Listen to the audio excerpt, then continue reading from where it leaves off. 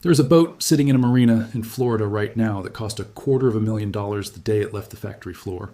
And if you walked up to the dock office and asked to buy it, they would not charge you a single dollar. They would not negotiate. They would not even haggle. They would simply beg you to take it away. Because that boat, that gleaming six-figure, a once-in-a-lifetime dream, is now worth less than the rope tying it to the dock. And once you understand why, you will never look at a boat, a marina, or the word ownership the same way again. So stay with me, because the real reason is not what you think. It is not laziness. It is not a storm. It is not bad luck. Todd, it is a 60-year-old decision the entire boating industry made without ever once asking what happens at the very end. And that decision is now quietly drowning thousands of families, taxpayers, and entire coastlines all at once. And by the time I am done explaining it to you, you are going to look at that beautiful boat tied up at the marina with a completely different set of eyes. Because somewhere underneath that fiberglass shine is a ticking financial bomb that nobody on the showroom floor ever mentioned. And it is going off right now all across America, one quiet, abandoned slip at a time.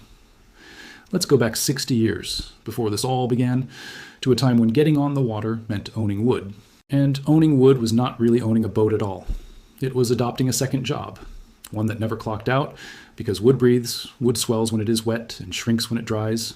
Wood rots silently from the inside the moment you stop paying attention to it, and it demanded sanding, caulking, and repainting every single year, without exception, which meant that for most of human history, being out on open water belonged only to the wealthy who could afford the upkeep, and to the working fishermen who had no other way to earn a living, and everyone else, the teachers, the mechanics, the postal workers, simply watched from the shore because a boat was not a purchase. It was a lifelong commitment with a paintbrush in your hand.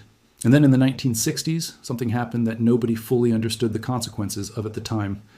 A handful of builders discovered they could mold an entire hull out of fiberglass, laying woven glass cloth into a shape, soaking it in liquid resin, and waiting for it to cure into one seamless, practically indestructible shell.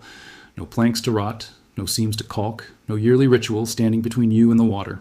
And because that hull came out of a mold instead of a craftsman's hands, factories could stamp them out one after another after another.